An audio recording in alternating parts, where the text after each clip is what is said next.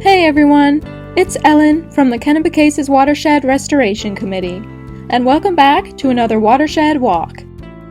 Last week, we went out to survey a site at Millstream River, where we hope to conduct some restoration work later on this season.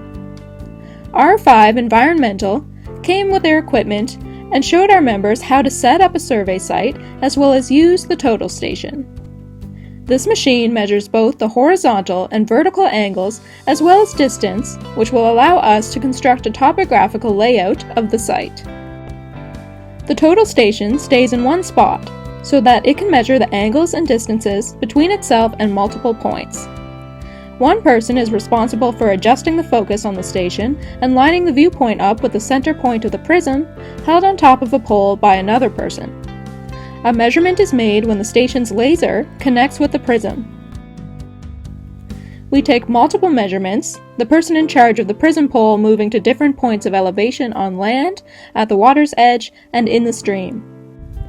A third person jots down each measurement so we can keep track of the number of points in each transect, which points were on the water's edge, etc. What we're really doing is creating an illustration of the parameters where we plan to do the work, so that this information can be added to our WAWA permit before we get the go-ahead. WAWA stands for Watercourse and Wetland Alteration. We have also done a site survey at a section of Trout Creek, which you may remember seeing in one of our recent Watershed Walk videos.